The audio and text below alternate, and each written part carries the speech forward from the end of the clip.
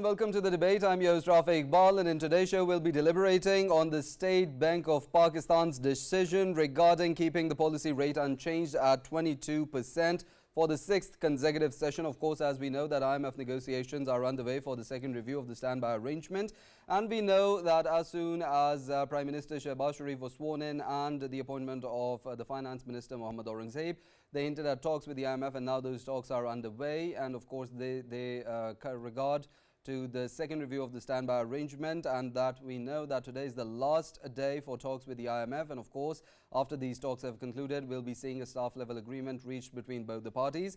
Regards the State Bank's decision to keep the policy rate unchanged at 22%, we know that the Monetary Policy Committee of the State Bank of Pakistan decides the policy rate and has decided to maintain the policy rate at 22%. This is the sixth consecutive time that they have decided to maintain it at 22%. If we talk about the policy rate, there are certain factors linked with the policy rate that are inflation, economic growth of the country, the exchange rate stability, and of course along with that external factors as well. And we know that the rupee has also remained stable over the past few weeks against the greenback. This also contributes to the factors relating to the policy rate. Of course, these are all the factors, and we have talked about the economic prospects of the country as well in our previous shows, and we deliberated on how solutions are needed and how the talks with IMF are crucial for Pakistan's economic revival at the moment. In the second segment, we'll be talking about how India has turned into the epicenter of Islamophobia. We've seen in the recent weeks, the past weeks as well, that there was a lot of different incidents relating to Islamophobia, relating to violence, and relating to harassment. Of course, we earlier saw there was sexual harassment of a couple that were visiting India. We also saw that there were other incidents relating to religious and ethnic clashes, such as the Ram Mandir inauguration and other the ethnic clashes in the Manipur area of India as well. And in that regards, if we talk about this incident, why we calling India the epicenter of Islamophobia, there was an incident at the Gujarat University of India in which foreign students were subjected to physical harm and torture while they were offering their prayers. There was a mob that attacked the students and subjected them to physical harm and torture. And of course, these students, an FIR had been registered. 2 people were also arrested in India. But of course, the matter remains the same. They were foreign students. They were offering their prayers, and they were attacked by a mob, as we have seen in the past as well. These are the incidents that happen in India occasionally. To talk more about these topics, we have been joined in the studios by senior analyst Farrukh Pitafi. Along with that, we have been joined by geopolitical analyst Faisal. On Skype, we have been joined by Dr. Mahmood, Khalid, who is an economist, and of course, we have been joined by Dr. Nasir, Iqbal, who is an economist as well. Thank you all for your time and being part of the conversation. I'll start off our conversation from Dr. Mahmood Khalid regarding the State Bank of Pakistan's decision, the Monetary Policy Committee's decision to maintain the policy rate at 22%. What impacts do you think it will have on borrowing costs for businesses and consumers, as we are talking about talks with the IMF as well? We're talking about increasing revenue generation in the country currently. Well, you have rightly mentioned that the obvious question with keeping such a high discount rate comes to the cost of borrowing, both for the private sector and the government, of course, because the leading borrower in the economy to date is the government. Now what happens is that generally the argument is that since the inflation rate is high, so it should be adjusted with the nominal interest rate, so that the real interest rate is close to zero. Because if you're keeping a real interest rate which is sort of positive, so that actually helps the borrower to get more loans, so that the value for their purchase actually appreciates over time. So in a sense, they're getting more advantage for that. So this is the sole reason. But we believe that our inflation is not just a monetary phenomenon. We have to look deeper into the root causes of this episode of inflation. Especially if you look at the composition of the inflation, major spikes have been coming either from the supply side or from the food, which is actually both not part of the core inflation, which generally is sort of adjusted whenever the policy rates are adjusted. So we believe that inflation needs to be seen not just from the monetary perspective, but from the administrative perspectives and from the supply side as well. And until unless those reforms are done in which these sectors are addressed, the inflation might not temper off and it would likely to continue. Could you actually expand on the idea of addressing it administratively? I'm talking about supply side issues. Yeah. The first thing is that we have to look into that from where actually the inflation spiral actually started off. And primarily these were the utility hikes, the rates which the government has passed on, unfortunately, because that was pertaining to the circular debts which the uh, economy or the government was unable to bear for longer terms.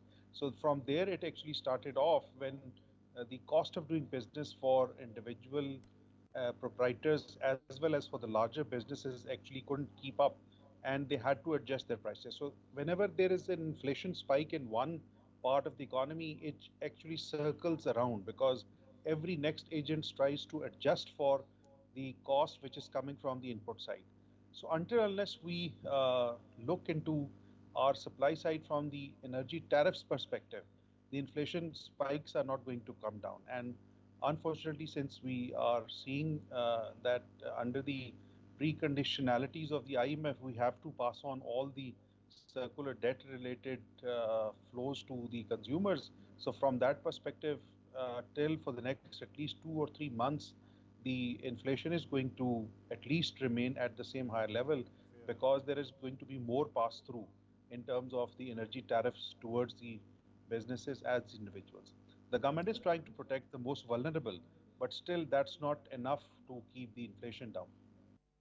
Right. Including Dr. Nasir Iqbal in the conversation, I'd like to ask him, there's two different dilemmas: controlling inflation for the government and also along with that increasing economic growth and facilitating businesses and facilitating economic activity in the country. How do you think with the policy rate maintained at 22% the government can balance out between both of them? Yeah, thank you for taking me on this very important issue. And I second what Dr. Khalid has mentioned, just that inflation is not about the policy rate. There are so many other issues that hit the inflation. So if we keep into the eye on the other component of the inflation, probably the energy prices are the key component that push this inflation is very high, and also the supply issue related to the other commodities. Now, the key question for us when we talk about the growth, that is super important. How we can create a balance between this inflation, policy rate, and growth. Whenever we are in a mode of IMF, especially with this SBA and in the coming program with the IMF, probably we may not seen a very high growth, but what we have to do is to at least maintain a decent growth rate. That's what we call above 3%. That's the minimum requirement. For that, on the one side, if we feel that this high policy rate could be the one instrument to control inflation, but on the other hand, we have to create ease of business, to create economic activities. And in that context, especially the construction sector would be the key.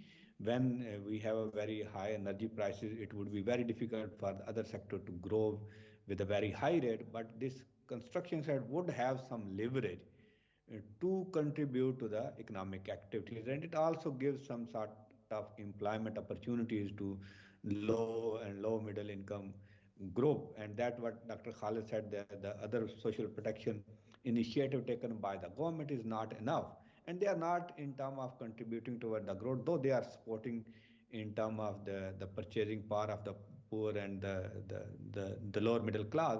But the real issue to us is the growth, and how we can achieve a balance. That could be the real, like, and the challenge for the upcoming government, and especially in the upcoming budget, government should have to maintain a balance between, on the one side, with the to curtail the inflation with the high interest rate that already is like very high at 22% is not, is very high in terms of us. But on the other hand, how we can create economic activities. PIDE is also talking about the creating economic activities, creating market, giving incentive to the businessmen, let them to do their business, then definitely there would be economic activity that ultimately lead toward the Right, more Dr. Iqbal, prosperity and some sort of revenue I'm generation. intrigued, Dr. Iqbal, I'm intrigued by the sector that you actually pointed out as the engine of growth. You spoke about construction. So that actually takes us to another adjacent sector, and that is real estate. It seems that there are demands or expectations from the fund that we have to actually start taxing the real estate.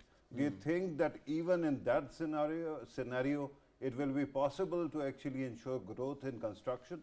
Secondly, since you actually mentioned SBA and then EFF that we are actually going to negotiate, I understand that SBA was front loaded, so we had to actually fulfill all the conditionalities beforehand. Do you think that the EFF is also going to be the same case?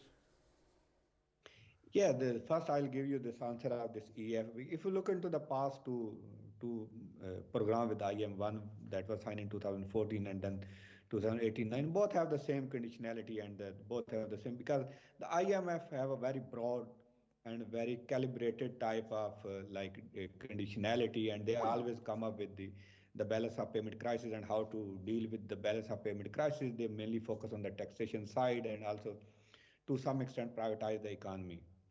So the next phase would be the same, and they will primarily focus on the more they put their weight on the privatization side, and probably that would be tricky for the government.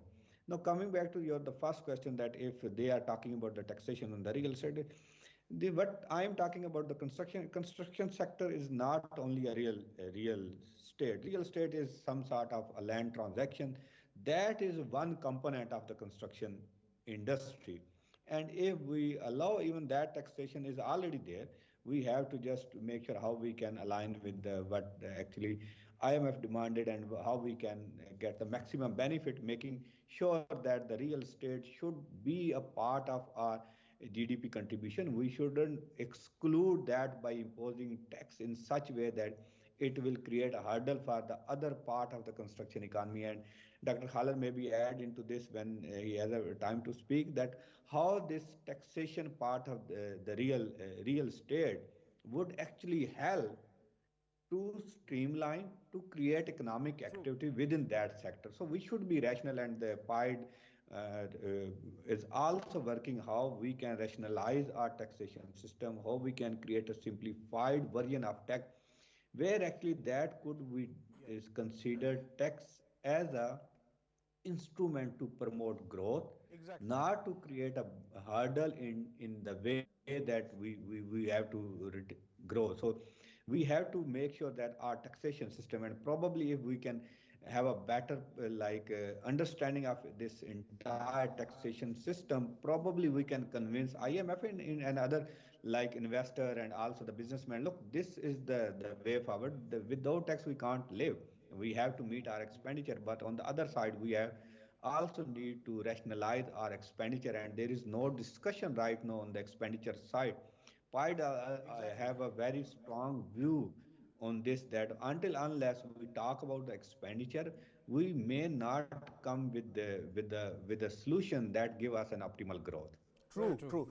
Dr. Mahmood, very smartly, of course, Dr. Nasir has highlighted, all of the challenges which are being faced by our economy. And we know that all of these challenges we have been facing since almost 3-4 years now.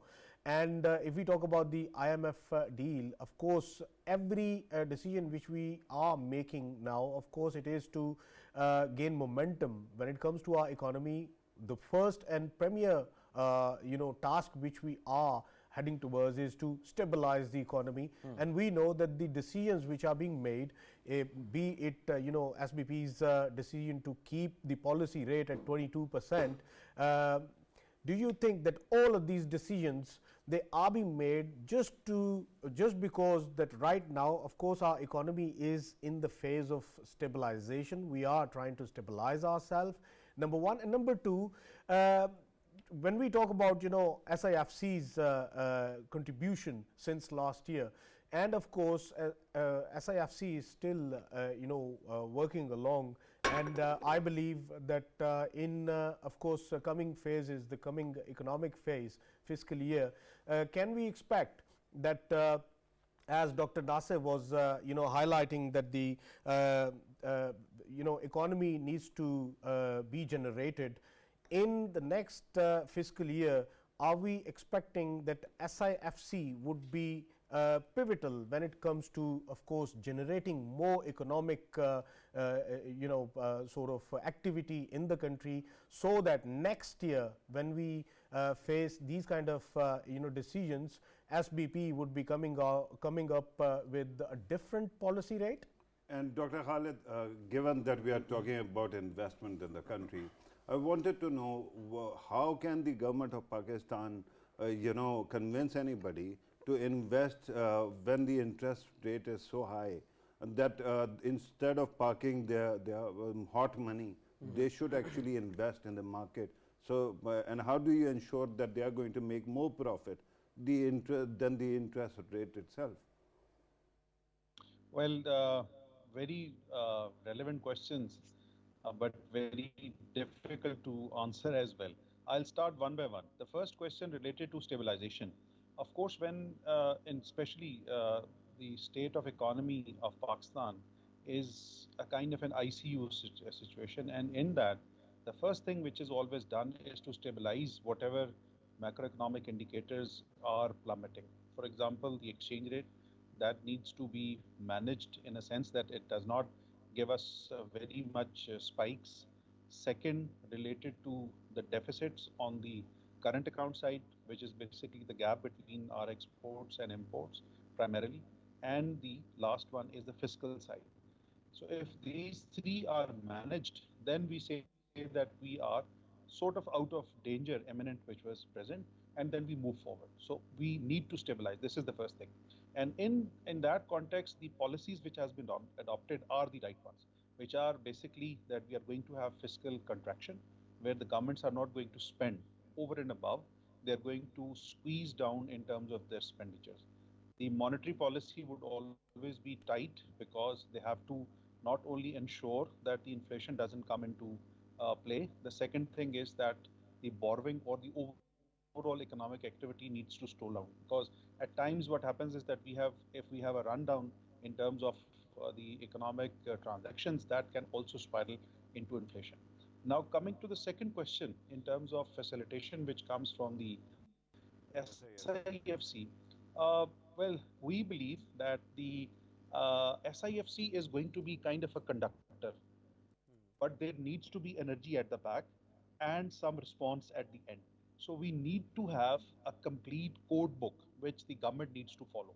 For example, as Dr. Nasir have rightly pointed out, that the first thing which you have to give is basically a signal to the market, and the SIFC is going to kind of implement that. It's going to be helping in terms of designing the policy handles, but itself is not the vision, it's not the brain, it's basically the operation side. And that also basically answers Pitafi's question, that what actually motivates a foreign investor to come into a country, in regard whether it's foreign or domestic. The investment comes when there is certainty in the policy, because you're talking about something which is not short term, but rather something long term. The second thing is that it has to have some elements in terms of ease of doing business and profitability, which can go long. And from that point, about having a long-term vision is where the policy principles should be there. For example, the first thing which Dr. Nasir has talked about, creating ease of doing business. Now, how that can be created? That's simply deregulating. I'm sure you guys must have seen the viral video which is coming on the social media, I think pertaining to Abu Dhabi or Amarat, where they have said that they have scrapped down 2,000 regulations so that the businesses can do it easily. This is what is also required in case of Pakistan. We have around 200 regulatory agencies just in federal government, which are issuing licenses, permissions, NOCs, which I believe most of them are not only invasive in terms of the businesses itself, but are not of that much benefit to those regulators. So we need to analyze all these, what we call as zero-based budgeting, that we have to think through that whether these are needed or not. The second important thing, which Dr. Nasir also highlighted, is the taxation. Businesses are for profit. If we have a policy regime which is not very business friendly, as we have been talking on your shows earlier as well, that we have got 85 withholding taxes, which is basically the job of the FBR done by the business. And you are going to force the businesses to collect them on your behalf and then not only give the money to the FBR, but also do the paperwork. Similarly, the uncertainty in policy. In one budget, we are saying, for example, the real estate, that we are going to give you amnesty, and in the next 6 months down the road, now we are saying that you are going to like be penalized because you did not take the amnesty in that sense which it should be, in other sense changing the policy. So the SIFC part is going to only do the conductor, but we need to have that energy at the back, the plan which the government has to actually take long, which also gives signal that we are serious, we are going to take this economy back to its potential level, which is generally speaking not just the country's own, but thinking about the region. If India or Bangladesh can sustain a real growth rate of more than 5% for so many years, Pakistan is no exception. We just have to correct our fundamentals. Yeah, exactly. Dr. Nasir, earlier, obviously, I was listening to Dr. Mahmood and he highlighted a point. If I'm not wrong, Dr. Mahmood, you've said that government would not be going towards the, mega spendings. But at the same time, if we look at, the economic program which we last week went through, of course, Prime Minister of Pakistan, he has come up with the economic program. In that, there was a part of it. It was related to modernization and, of course, the innovative stances which we are going to see that they will be taken. And we have seen that in, of course, when the governments work and, of course, to create jobs, they do go through the mega projects. And these mega projects, they are especially very important to create jobs and joblessness, to control the joblessness, and of course to maintain a balance in between people's life and inflation and all of that. All of these mega projects would be pivotal when it comes to, of course, keeping the economy going. Do you think that these mega projects, of course we know that the economic program which we are seeing, they are going to have more mega projects so that more jobs can be created? And if so, then will they be a sort of burden on our economy? Dr. Iqbal, let me cut to the chase for your convenience. What essentially we are talking about here is, our finance minister essentially spoke about, reformatting PSDP in a way that it can be based on PPP, that is public-private partnership. Do you think that with, fiscal belt tightening, we can afford mega projects on our own, or there'll have to be some kind of PPP approach to it? Thank you. Dr. Nasir. Yeah, thank you so much for this very pertinent question. Do we have a fiscal space to go for some sort of mega project? So, when we talk about the mega project, let's take the example of CPEC and other roads. So, of course, they are like the backbone of an economy in terms of creating infrastructure. But to what extent they are contributing toward the employment, that remain a question. So we have to create a balance in terms of giving opportunities to all population, not a specific segment of the society.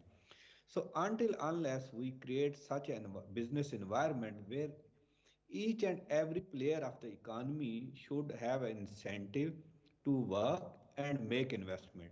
These mega projects definitely give incentive to one class, but not the entire segment of the society. So definitely we have to create a balance in terms of how we can.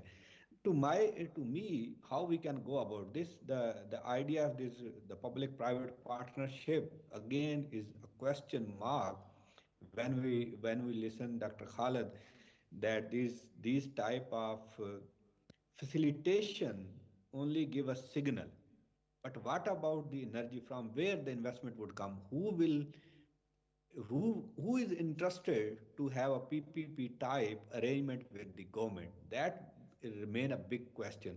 For that, we have to create a certainty in our policies. As Dr. Khalid gave one example that in earlier we gave a ministry and now we are putting tax. So this give a wrong signal. Again, we after 3 months, after 1 quarter, we come up with a mini budget, we come up with the SRs that create uncertainty in the policy making process and discourage the investor, especially the local investor.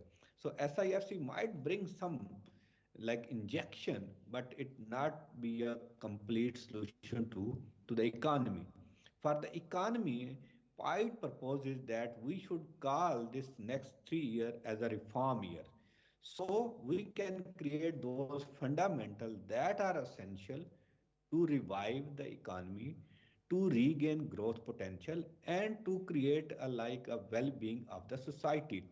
So until unless we come up with a complete reform package, and that PIDE has a extensive document on that. Maybe one can see all those documents available on PIDE website to see what kind of reforms are needed. First, I'll give you the one example because But Dr. Saab, due to the sorry to time. cut you. So, Dr. Saab, sorry to cut you, but I wanted to first actually talk about the 3-year plan idea that we have to go for reforms. Common man on the street even right now is paying through the nose when it comes to gas prices, electricity prices, and inflation cannot be controlled. So what does the common man do in the meanwhile for the next 3 years till the time the government of Pakistan is merely going through the reform phase? we always talk that the common people is in the condition. If I give you my own example and I calculate my real income over the last 10 years, despite my work experience, it's go down. So this is the situation. But if we didn't go with the reforms, probably after every 3 months we have to increase the energy prices, and that energy prices ultimately hurt the common people. And if we go with the reforms, maybe at the very beginning there is some sort of inflationary pressure, there is some sort of recession with first couple of quarter and a year or so. But eventually, when we come out of this whole crisis, maybe we will be in a sustained position. There is no alternative to us. We even don't have enough space to give a direct cash to the ultra poor and the poor. Earlier, That we are maybe is giving doing like very 400 heavy billion lifting to here. ultra poor. But Dr. where Saab, come the that additional maybe, benefit? Dr. Saab, that maybe is doing very heavy lifting here. Can we actually ride so much on one maybe? Perhaps it will happen. Doctor? I'm sure that because there is no other option. Look, we are here in a situation which a kind of a do or die situation. The people don't. I'm sure that most of the people have understood. It's like a war on us. If we don't fight back with certain reforms which are needed, because there has been like 76, 77 years since we have become independent. If we can't stand on our feet now, then there would be no future for our coming generations. So hard reforms have to be taken up. And as Dr. Saab has rightly mentioned, that we have to think through. There is going to be hard patch, and everybody has to basically come in. So to me, I basically look into it is that we need actually three things to focus. The first thing is that we have to actually focus on our export sector. Until and unless we kickstart that area, we would not be able to come out of our balance of payment crisis and our dependency and seeking the IMF and other sorts of donor is not going to go away. The second thing is basically the taxation. Having a good tax policy, which is not just easy for the businesses to comply, but also give good revenue source. This is the second one. And the third low hanging fruit, which can be taken up rightly without any expenditure, is basically to think towards our regulatory regime. The initial, which you mentioned that we need mega projects to provide the jobs unfortunately, that has not been the case in Pakistan. We have done so many analysis, so many times that the government spending is least effective in terms of bringing in employment or growth in the economy. The growth is going to come from the private sector. The government can only bridge the deficit, the gaps in terms of what the private sector cannot do. But ultimately, it's going to be the markets, it's going to be the private sector which is going to bring you jobs which are sustainable and would run long. Rafae, with your permission, I just wanted to clarify that my concern was not reforms. I do believe that reforms should take place, but then our esteemed guests, especially the specialists in the field, should be able to give us something better than a maybe. They should be able to tell us that certainly it is going to give the dividends that we have been seeking so far. Right, and adding to what for Pitafi you had to say, I'd also like, because Dr. Nasir, you mentioned that we're out of options, but we need to explore more options. Do you think the government should explore how the small and medium enterprises can play a role in such a times when we need to generate revenue, we need to provide jobs? Do you think the private sector, the entrepreneurs should be empowered and felicitated so that they can try to generate revenue on their own as well and contribute to the economic cycle of the country? And Dr. Nasir, with your permission, I have a question as well. Today, I was having an iftar with one of the investors from Karachi, who's the IT sector investor. He was actually invited here by Prime Minister of Pakistan, and so many, IT experts and IT sector investors.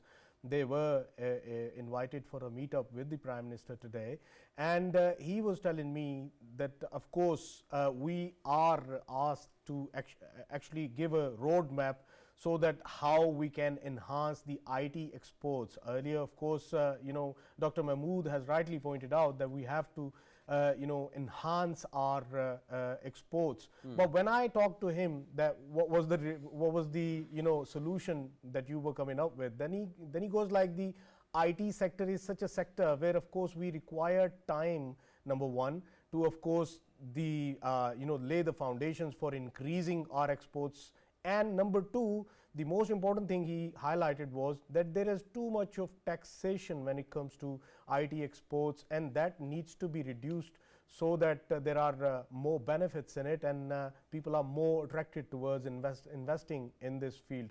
What do you make out of it? Yeah, thank you. Related to the first question, of course, as Dr. Khalid mentioned, that the growth comes from the private sector, and it's not about the multinational companies or the large companies. It's about the small and micro companies, and especially the companies run by the individuals and something like that. So they actually create economic activities because they are engaging with the every segment of the society. So how we can facilitate that could be like a big question for the policy maker, as well as the even the for Prime Minister, how they can, I heard that they are like thinking about the loan schemes and something like that. I don't think that give a complete solution or complete package to promote, especially the small industry, especially the micro industry, but they actually need a conducive environment. We should have to deregulate the entire economy. That could be one of the key thing to these small industries, and then they definitely work with the free will, and they can contribute to the society. They are not looking for the loan from the government. They have the like some sort of investment to make investment, but we regulated so much, and we create a permissions economy. We create a culture of NOC that basically discourages especially all these, and that also linked with the component that you just mentioned, that how the IT industry would flourish and how they can contribute. And they rightly mentioned that our regulatory regime is not about the taking permissions and other stuff, about the taxation. As Dr. Khalid mentioned, it's a very stringent taxation system. Even like a person with having a master degree could not find a solution to submit their income return. How it will be possible for a businessman? In one show, someone asked me that they can outsource that, but the outsource is not a solution. That we cannot make a system so simplified that everyone can run that system, we ask them to hire a third person to run that system. So this is not the solution. So the ideally, as the starter for this new government is to declare, as I earlier said, to declare this period as a reform period. Every day they should come up with the reforms, and that would give two incentives. One, it will not involve any kind of expenditure by the government. Two, it will encourage the private sector and also the common people to start thinking about making business and economic transaction. And this is the only solution for us. And if we look into the patches and the way that we can support these people through loan scheme, and we can also find evidence that the earlier all schemes were flopped and there is no investment even with the low interest rate. Why? People are like shy and they are like have a uncertainty about the policy framework of the country. And Dr. Khala rightly mentioned that over the last 75 years, our issues remain same. If we look into the first development plan, if we look into the fifth development plan, if we look into the 10th development plan, we identify the same issue. If we look into the fiscal policy statement, we identify the same fiscal volatility, fiscal risk over the last 20 years, but we didn't go for the solution. The solution is reform to deregulate the economy, to give people to do their own business. I'll just give you the one example, what's happening in Argentina right now. They are looking for the reforms and they are looking for the aggressive reform and they are very committed. They find that the only solution to get rid of IMF, to get rid of all kind of the pressure and the unemployment, the inflation, and with the like 80% more policy rate, with the 200 plus inflation rate, they have come up with the solution that we have to go for the reforms. They announced that we will go for the reform despite there is a pain, despite there is a some further like increase in inflation, there is a devaluation. We have to face all these issues. Until unless we are ready to face, we will not survive. Right, Dr. Nasir, very well put. Of course, reforms, reforms, and reforms. That is what is needed at the moment. We need to deregularize a lot of policies. We need to strengthen the tax net. And of course, we need foreign direct investment. I'd like to thank both of our guests, Dr. Mahmood, Khalid, Economist, and Dr. Nasir, Iqbal, Economist. Thank you both for your time and your views on the topic. Farrukh, Pitafi, I'd like your comment, considering how our conversation has shaped up. We talked about different elements regarding the policy rate. We talked about the economic challenges. What's your take on how the conversation has shaped up so far? Right, Rafae, there's something that I wanted to actually talk to you about, and that is regarding, we keep on talking about IT jobs. Yeah. We keep on talking about the possibility of reviving the economy. It beats me how we are going to actually revive the economy with this high interest rate. Yeah. In the US, particularly, they actually crossed a few, points when it came to interest rates. And what happened was that immediately the experts started predicting a slowdown of the economy and then global recession. We have kept this policy rate this high without the actual effect on any kind of inflation. If you are actually keeping it at 22%, and our core inflation might not be that high, or at least it is corresponding to this, what are you telling me? That means that if you actually lower the interest rate, inflation might actually go even beyond this and might actually double, triple. That actually frightens me. But I wanted to actually also talk about something that we don't seem to realize. Whatever we have to do in IT, whatever we have to do in these jobs where we can create some kind of software, what kind of challenges are coming our way. A friend of mine, essentially someone in Silicon Valley, has created an AI, a website. It is moaijobs.com. So you go to that website and they have that software there. I just wanted to show you what exactly is it telling me. It asks you to upload your CV, right? Okay. And once you have actually uploaded your CV, it goes through all your credentials, all your fancy degrees and your skill set, and then it tells you how likely you are to be replaced by an AI and how soon. And this is my result. I gave it, fed my own, data, my CV to it, and it told me that there is 75% of replacement possibility, and all I've got is 10 years. And then I went for many other CVs. I have CVs of other friends as well from IT sector elsewhere, because there is such a thing as MUBARAK law. That MUBARAK rule says that hard labor jobs will be replaced the last, but the thinking jobs will be immediately replaced. So whatever jobs you are creating at this moment, please do it quickly, otherwise it is as good as gone very quickly. So my humble submission is all these mega projects and job creation through, like earlier said, heavy, manufacturing and large scale LSM, that is there. But what you need to do is create some kind of grassroots level job creation process, and that can only come through VC culture, and that can only come through startups. If you are not in, focusing on that, and if you are not negotiating with the Chinese so that they can invest as a second phase of CPAC into these sectors as well, and you are not rationalizing the laws, then you are saying bye-bye to the future of millions of youth that we are creating every day, every year. We are, people turn 18 within no time, and babies are being born in this country. So if you are not actually paying heed to what is happening in the world, then you will be impacted without realizing. A lot of jobs have gone away in front of us just because of the mobile phone. That's true. That video shop that you used to have in your house corner, your street corner, that is gone. That photography shop that used to be there, it is gone. Umpteen other jobs have been silently replaced, right, by machines.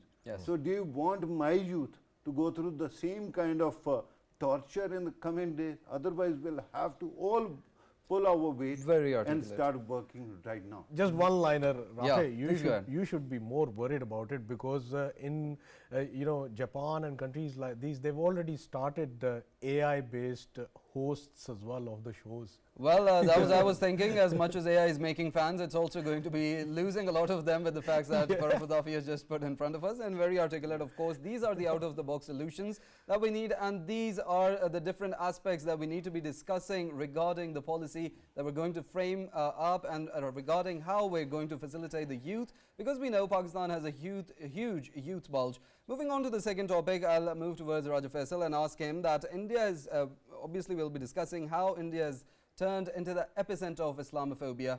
We've seen in the recent past there were incidents of sexual harassment, there were ethnic clashes, there were religious clashes, there were atrocities being committed against the minority groups in India, particularly the Muslims, the Christians, and other groups as well. And we see regarding Islamophobia that there's one or two incidents in a week that we see on the internet and different forms of media. What is going on there? Is it just election shenanigans, or is it how society has played up there, how those mindsets and ideologies have paved the way for such mob vandalism and mob atrocities being committed there every now and then? Rafae, whatever you're seeing on Indian roads is just the outcome of 2 tenures which we saw of Modi's government. Of course, BJP backed by Hindutva ideology, RSS ideology, all of these ideologies, they are making sure that you are never disappointed when it comes to hate-filled population oozing out of today's India. Of course, we have been talking in recent times again and again about whatever is going on in there, but this time around, of course, people, you should be considering that they will be considerate enough and sane enough.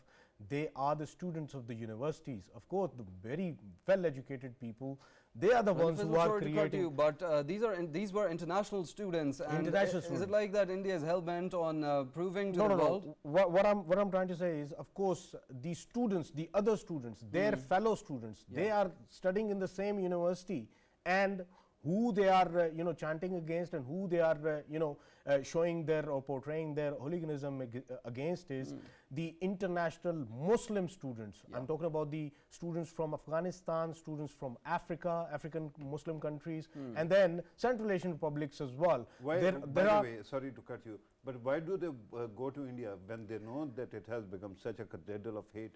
Farrukh, in recent times, of course, India has actually started working wherever they see an opportunity to, of course, engage Pakistan or engage, sort of their enemy country. Of course, they have taken students from Afghanistan for the scholarships, fully paid scholarships, and then Central Asian republics as well, and then the African countries. They just want to create their influence, but rather than, of course, creating influence, they are showing their true colors, and the true colors are that in Modi's, own constituency, the mother constituency, I'm talking about city of Gujarat. Gujarat is considered as, the stronghold of Modi. This is where that is taking place. And what is taking place? Of course, few students in their own hostel room, few of them, of course, they have the Taraweeh going on of the Ramadan, of course, Taraweeh prayers. They are doing it, and there are students who are chanting Bol Jai Shri Ram outside, and of course, they are hurling stones on them, and they are disrupting them, and they are not allowing them to do it. This isn't the only case. I mean, just a couple of days ago, I highlighted another case, and that was from Kerala. Kerala is being always considered as the most educated meat-eating country, meat-eating state as well, but the most educated one. People from there, they are considered as the most educated people. You know what happened there? There was a football match going on. A footballer from the Ivory Coast named Hassane, he was on the pitch. There were two faults he made. Number one, he was a Muslim, and number two, he was a black Muslim. And he was, of course, bullied throughout the game, and when he said something, they actually entered in the pitch and they started beating him. There is a video available on, of course, social media as well, everywhere, and of course, they are being condemned for it. But this is what we are getting in today's India, hate-filled today's India, where people, you should not be expecting that they will be sort of, bullies. They will be educated and they will be more respectful to the humanity. They are not at all. They are the ones who are actually the bullies. Why? Because there is an ideology behind it, and that ideology is Hindutva ideology, which is fueling hate in today's India. Right. I just wanted to actually put out one thing that that usually is supposed to be the responsibility of their respective governments. But if their governments are dropping the ball, every time there's crisis, EU and US put out a travel advisory. Yes. Yeah. So my travel advisory to all Muslim students from all over the world is please avoid India, especially as long as there is Hindutva government there in power. Of course, well, these are such incidents that we've also heard in the past that shaped up the two-nation theory, and of course, these were the reasons why Pakistan had to be created. And of course, even in India before pre-partition, these were the incidents, such atrocities were being committed against the Muslim minorities. And of course, these such incidents of victimizing and attacking the Muslim community in India was the reason that the two-nation theory was shaped up. And of course, with that, we'll conclude today's show. And in the first segment, we talked about the policy rate being maintained at 22%. In the second segment, we talked about how India has become the epicenter of Islamophobia. With that, we'll conclude today's show. See you same time tomorrow. Till then, take care.